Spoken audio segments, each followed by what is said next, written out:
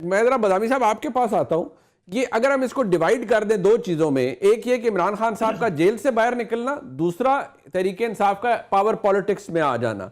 सो अगर हम पहले मरहले पर आए और जो नुकसान हुआ है जमात का या इमरान खान साहब का, कोई रास्ता क्यों नहीं निकलता हुआ नजर आ रहा आपको? आप हर चीज देखिए, अभी चौधरी साहब ने हमें एजुकेट किया, हमारे नाज़रीन को भी, कि माजी में भी बड़ी तलखियां थी सियासतदानों में, एस्टेब्लिशमेंट में, रास्ते निकल आए, लेकिन यहां 2.5 साल के बाद भी नहीं निकला।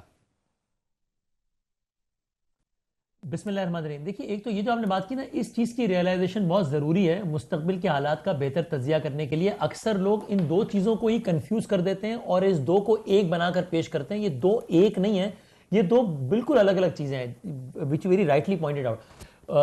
के उनकी जमात के लिए मुश्किलात का आसान होना, चीज़ों का बेहतर होना और इख्तिदार में आना, ये तो बिल्कुल अलग चीज़ें।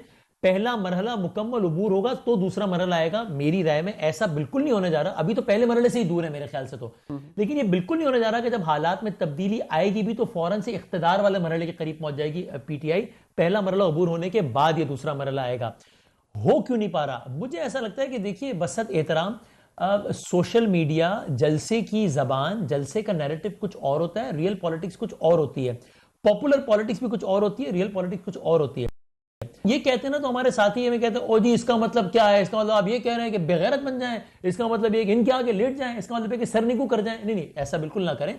लेकिन कुछ एक रियल पॉलिटिक्स भी होती है भाई। आपने ये भी तो आपने किया ना, और इसको आपने बेगैरती तो नहीं जाना, और हम भी नहीं समझते कि बेगैरती थी, कि जिसको आपने कहा कि पंजाब का सबसे बड़ा डाकू है ये, उसको आपने पंजाब पाकिस्तान के सबसे बड़े ऐवान की सबसे बड़ी पोजीशन पे बिठाया ना आपने। क्यों किया आपने? जिसको आपने कहा कि जी आफ्ताब शेरपा हो तो सबसे बड़ा डाकू है और वो पता नहीं करप्ट है, उसको आपने काबीना में शामिल किया था ना। तो ये क्या था फिर? ये आपने अपनी सियासी मसलियतों के लिए चीजों को एडजस्ट किया ना, बस वही मेरी भी राय है कि इस वजह से पीटीआई का रास्ता नहीं निकल रहा, कि कुछ हवालों से पाकिस्तान तहरीक इंसाफ पॉपुलर नैरेटिव पे खड़ी है, रियल पॉलिटिक्स के करीब नहीं आ रही। जो कि क्या है?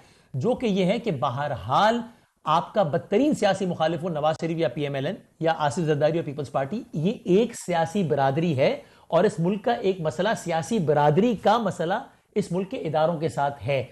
तो सियासी बरादरी को कुछ चीजों पर एक होना पड़ेगा अगर मसला हल करना है। खान साहब उस पर ही आने को तैयार नहीं है। बदकिस्मती से वजीर आजम थे, तब भी नहीं बैठते थे साथ, और आज भी नहीं। तो मेरा ख्याल है अगर कहीं रास्ता निकलना है तो पहले यहां से निकलना है कि खान साहब को कुछ अपनी पोजीशन से थोड़ा सा पीछे हटना पड़ेगा, तो ही फिर जो है वो मौजूदा सियासी क़यादत से पहले स्टेज में और फिर एस्टेब्लिशमेंट से कुछ रास्ता खुलेगा, वरना स्टेटस को बरकरार रहेगा। अच्छा, ये बदामी साहब जो अभी आपने फरमाया है, चौधरी साहब सर, आपने सबसे पहले यही बात फरमाई कि पोजीशन बेहतर करनी पड़ेगी। अब आज ये इजलास होगा पीटीआई की मुज़ाकराती कमेटी का, वो कहते हैं जी अब शायद उनकी पूरी तवज्जो जो है वो अपोजिशन के ग्रैंड अलायंस पर होगी।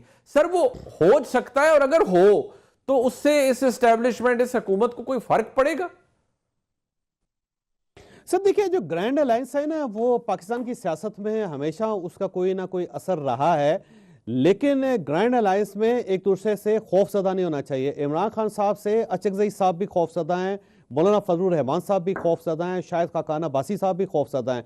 कोई शख्स भी इमरान खान साहब के ऊपर ट्रस्ट करने के लिए तैयार नहीं है, क्योंकि अगर आप इमरान खान साहब का दौर देख लें तो मौलाना फजलुर रहमान साहब के साथ उन्होंने क्या क्या नहीं किया था, महमूद अचकज़ई साहब के साथ उन्होंने क्या क्या नहीं किया था। वो कंटेनर के ऊपर चढ़ के उनकी नकलें उतारते थे।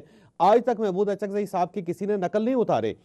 फिर शाहिद खाकान अब्बासी साहब को उन्होंने गिरफ्तार करके जेल में उस सेल में फेंका था जिसमें सर्दी में वो नीचे सोते थे, और वो बार बार ये कहते थे मेरा जो केस है वो कैमरास लगा के पूरी दुनिया को दिखाओ कि मैंने क्या किया है, और इमरान खान साहब की तरफ से क्या क्या नहीं कहा जाता था उनके बारे में।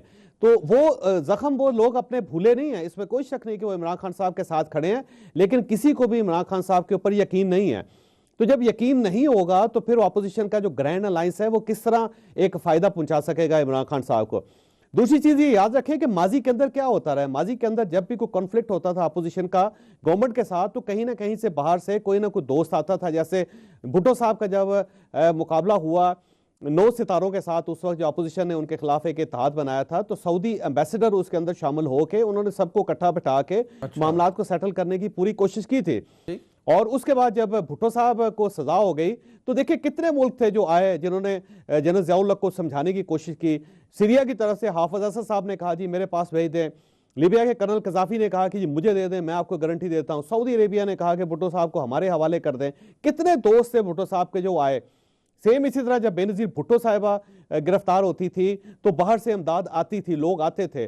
जब जनरल परवेज मुशर्रफ और बेनजीर भुट्टो का मसला बना तो अमेरिकन दरमियान में आए, उन्होंने अबू धाबी में इन दोनों की मुलाकातें करवाई, जिसके बाद NRO हुआ था। मियां नवाज शरीफ साहब का जब इशू बना था तो देखें सऊदी अरेबिया उनको ले गया, वो सऊदी अरेबिया में रहे, फिर वो लंदन में बैठे रहे, जाके इस बार भी लंदन में बैठे रहे, और जो ब्रिटिश गवर्नमेंट थी उन्होंने उनको प्रोटेक्ट किया। लेकिन इमरान खान साहब का केस बिल्कुल डिफरेंट है कि जब से वो जेल गए हैं पूरी दुनिया में कोई एक भी मुल्क ऐसा नहीं या कोई एक भी ऐसी इंटरनेशनल फिगर नहीं है जिसने इमरान खान साहब की आवाज उठाई हो, या वो इमरान खान साहब के लिए पाकिस्तान आया हो, या पाकिस्तान की एस्टैब्लिशमेंट से उसने बात की हो। तो ये चीज जो है ना, इसको अंडरस्टैंड करना पड़ेगा इमरान खान साहब को कि ना पाकिस्तान के अंदर को मेरे साथ खड़ा है, ना पाकिस्तान के बाहर को मेरे साथ खड़ा है। तो मेरी जो एक फिलॉसफी है उसके अंदर कोई ना कोई फॉल्ट है, मेरी टेक्निक के अंदर कोई ना कोई फॉल्ट है, मुझे उसको अंडरस्टैंड करना पड़ेगा। दुनिया में देख लें कि सीरिया का देखिए अभी बशर अल असद के साथ प्रॉब्लम हुआ है ना, रशिया उनको ले गया, रशिया ने उनको पनाह दी।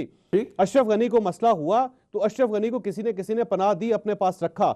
लेकिन इमरान खान साहब के लिए क्यों दुनिया का कोई मुल्क बाहर नहीं आ रहा, क्यों सामने नहीं आ रहा? और अब उन्होंने ट्रंप के साथ उम्मीदें लगाई हुई हैं, जो मेरा नहीं ख्याल कि ट्रंप इस लेवल तक जाएगा कि इमरान खान साहब को रिहा करवा के अपने पास ले जाए या उनके लिए। सर वो तो कह रहे हैं कॉल आने वाली है, कुछ दोस्त कहते हैं तरीके इंसाफ के बस जी के आने वाली है, IMF की किस्त लेट हो जाएगी, ये हो जाएगा, वो हो जाएगा, पता नहीं क्या कुछ हो जाएगा। तो हो तो खैर कुछ भी सकता है, लेकिन क्या यहां रिस्पॉन्स क्या होगा अगर ऐसा कोई ट्वीट, कोई डिमांड कुछ आ जाता है तो? देखिए मेरा नहीं ख्याल कि ये जो मौजूदा सेटअप है वो इमरान खान साहब को रिहा करने के काबिल है या ये रिस्क ले सकता है। उसकी वजह यह है कि इमरान खान साहब जो हैं वो वाकई हर चीज़ को उड़ा के रख देंगे, क्योंकि वो एक ऐसे बुल हैं जो इस चाइना शॉप को मुकम्मल तौर पे तबाह कर देंगे। तो कोई शख्स मेरा नहीं ख्याल कि इस गिविंग सूरत हाल में वो कोई फेवर देगा और ये फेवर देने का रिस्क लेगा। तो मेरा ख्याल है इसके ऊपर स्टेट की जो पॉलिसी है वो डिफरेंट ही होगी, स्टेट रेजिस्ट करेगी और हर मामले में रेजिस्ट करेगी। और कुछ जो मुल्क हैं जो इस वक्त पाकिस्तान की सपोर्ट कर रहे हैं वो सब भी ये चाहते हैं कि इमरान खान साहब बाहर ना आए। मसलन मेरा ख्याल ये है कि जैसे चाइनीज़ हैं, जैसे सऊदी अरेबिया है और जैसे UAE है, ये वो सारे मुल्क हैं जो इस वक्त स्टेक होल्डर हैं पाकिस्तान के अंदर, और वो चाहते हैं कि ये जो स्टेबिलिटी है वो आगे चलती रहे। उन्हें पता है कि जब इमरान खान साहब बाहर आएंगे तो क्या होगा इस मुल्क के अंदर, और जो उनकी इन्वेस्टमेंट्स है यहाँ पे उनके साथ क्या होगा। तो मुझे नहीं लगता कि कोई बाहर से सपोर्ट इमरान खान साहब को सरदर्द से मिल सकती है। वैसे मौजज़ात जो हैं वो तो हर वक्त होते रहते हैं मनी साहब जी, किसी वक्त कोई भी मौजज़ा हो सकता है पाकिस्तान के अंदर इंकलाब ही आ जाए और जेलें टूट जाएं और इमरान खान साहब उस इंकलाब को लीड कर रहे हैं, होने को कुछ भी हो सकता है। लेकिन जो इस वक्त शतरंज हमारे सामने है और उसके अंदर जो मोहरे हैं उसको देखते हुए ये एनालिसिस किया जा सकता है कि सरहद से इमरान खान साहब के लिए रिलीफ नहीं है, और अगर कोई दरवाज़ा खुलता है तो खान साहब खुद उसको बंद करके उसके सामने एक दीवार खड़ी करके उस दीवार के ऊपर पत्थर लगा के फिर उसके ऊपर सीमेंट लगा के फिर उसके ऊपर एक लोहा लगा के उसे मुकम्मल तौर पे बंद कर देते हैं कि जनाब लो जरा मुझे जरा रोशनी और हवा दिखाओ जरा किसी साइड से, मतलब तसल्ली से तो खुद ही बंद कर देते हैं, तसल्ली से बंद। तो मुझे पता है आपने जाना। सर आखिरी सवाल, यानी कि 2027 तक मतलब फिर ये वो खुद जितना सीमेंट बजरी उन्होंने इसको लगा दिया है, सीमेंट की दीवार को कंक्रीट का बंकर बना दिया इमरान खान साहब ने, तो फिर ये बंकर टूटेगा कैसे? सर देखिए जब गोरा है ना सब कॉन्टिनेंट में, तो मनीष साहब उसने सिर्फ एक फार्मूला बनाया था और ये हमारा जो पूरा सेटअप है सिर्फ उस फार्मूले पे चल रहा है। वो formula let him tide first. ये थकाता है सिस्टम हमेशा, और जब तक आदमी के अंदर एनर्जी रहती है ये सिस्टम उसके साथ लड़ता रहता है, और जब वो थक जाता है तो फिर उसके बाद उसके साथ डील की जाती है। मुझे लगता है ये जो मौजूदा सेटअप है ये इमरान खान को थका रहा है, उनके सारे जो ऑप्शंस हैं उसको एग्जॉस्ट कर रहा है कि जनाब आपने ये तोप चलानी है, आप ये भी चलाना है। जब इमरान खान साहब के पास सारा असलहा खत्म हो जाएगा और वो चुप करके बैठ जाएंगे तो फिर हो सकता है उनके साथ निगोशिएट करके उनको अच्छा बच्चा बना के दोबारा सिस्टम के अंदर लाया जाए। उसकी बुनियादी वजह यह है कि इमरान खान साहब के पास पॉपुलैरिटी है, इमरान खान साहब के पास वोट बैंक है, तो स्टेट नहीं चाहती कि इतना पॉपुलर लीडर जो है उसको मुकम्मल तौर पे फारिग कर दिया जाए या उसको खत्म कर दिया जाए, इस लिहाज से पॉलिटिकली खत्म कर दिया जाए। तो स्टेट चाहती है कि ये कायम रहे, और अगर स्टेट ना चाहती होती तो आज सूरत हाल मुख्तलिफ होती। तो मुझे लगता है कि सिर्फ उनको ट्रिम किया जा रहा है, उनको थकाया जा रहा है, और कुछ रियलिटीज़ हैं जो उनको साबित की जा रही है कि भाई साहब अगर आपने पॉलिटिक्स करनी है तो ये सिस्टम है, ये तरीका है, इसके अलावा कोई तरीका अवेलेबल नहीं है। तो जब खान साहब इसको अंडरस्टैंड कर जाएंगे तो फिर हो सकता है कि उनकी गुंजाइश पैदा हो जाए। बहुत उम्मीदें हैं, बहुत तहरीक इंसाफ की जो हमदर्द कुछ लोग हैं वो अमेरिका के अंदर भी बड़ी कोशिशें कर रहे हैं, मतलब लिटरली अगर तो हालत ये आ गई है कि शिकायतें लग रही होती हैं कि देखिए पाकिस्तान में ये हो गया वो हो गया। इसका नतीजा या डिविडेंड तहरीक इंसाफ को मिलता है या नहीं, that is yet to be seen. लेकिन कुछ चीज़ों का ब्लो बैक भी आता है ना, बैकलैश भी आता है जमात के ऊपर, लीडरशिप के ऊपर। वो तहरीक इंसाफ को फर्क पड़ेगा या नहीं? बस ठीक है, एक एफर्ट है, चल गई तो चल गई, लेकिन नुकसान कोई नहीं है जो यूएसए में हो रहा है या कुछ जो उनका हिमायत याफ्ता डायस्पोरा कर रहा है। हाँ देखिए, एक तो वाकई ये एक मुझे खेज बात भी लगती है कि कहीं कहीं तो अब यानी इतना ईमान आ गया है अमेरिकन एडमिनिस्ट्रेशन पे, ट्रम्प एडमिनिस्ट्रेशन पे, कि उनकी बात को सनद के तौर पे पेश किया जा रहा होता है कि देखिए जी, देखिए फला ने कह दिया, साबित हो गया ना कि ये वाले झूठे हैं, देखिए अब तो देखिए उसका भी ट्वीट आ गया, इसका मतलब देखें यानी इतने मोतबर हो गए रातों रात। ये बड़ी मजेदार चीज है। और आपकी भी शिकायतें लगा देते हैं वो तो। मुखालिफ जमात कर रही होती रोजाना की बुनियाद पे मकामी जबान में, यानी उस अंग्रेजी में वो करके ट्रांसलेट करके भी, ताकि उसको सही समझ में आ जाए कि देखें आपको एक बोला है इसने, देखिए 3 साल पहले इसने आपको ये बोला था, देखें अब आप करें ना, देखिए आप इसका लंदन में दाखिले पे पाबंदी लगाए ना, देखिए आप इसका तो वीजा कैंसिल करें ना, देखिए ख्वाजा आसिफ ने क्या क्या आप इसको आइंदा ना आने दीजिएगा।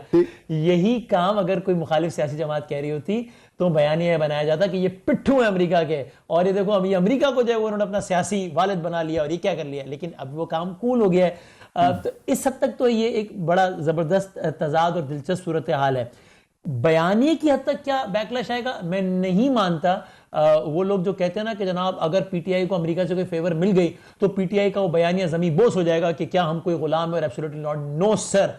बिकॉज पीटीआई को अपनी हर बात का बयानिया, चाहे वो पिछली बयानिए से बिल्कुल मुतसादिम हो, बनाना बहुत अच्छा आता है। Exactly. और जो पीटीआई के मुखालिफिन है उनको अपनी कोई वजनदार बात भी हो उसका भी बयानिया बनाना नहीं आता। इमेजिन कीजिए नून लीग का कोई बड़ा लीडर हो और वो कहे कि नहीं मैं आर्मी चीफ से नहीं मिला, फिर थोड़ी देर बाद फिर कहे नहीं मैं आर्मी चीफ से नहीं मिला, फिर तीसरी मरतबा फिर कहे नहीं मैं आर्मी चीफ से नहीं मिला, फिर उनका बड़ा लीडर कहते हैं कि हाँ ये बंदा मिला है आर्मी चीफ से, फिर वही लीडर सामने कहे हाँ मैं आर्मी चीफ से मिला हूं, हाँ मैं मिला हूं। ये काम किसी नून वाले ने किया होता, उसके बखिए उधेड़ दिया जाता कि झूठा है, मक्कार है, डिगी में आता है और बेशरम है, देखो ये तो अपनी जमात के लोगों से झूठ बोलता है, ये तलवे चाटता है। ऐसा कोई बयानिया गौहर साहब के खिलाफ नहीं बना। अच्छी बात है नहीं बना, क्योंकि डिसेंसी कॉम्प्रोमाइज होनी भी नहीं चाहिए, लेकिन नहीं बना। सो ये बयानी की हद तक बैकलैश बिल्कुल नहीं आएगा।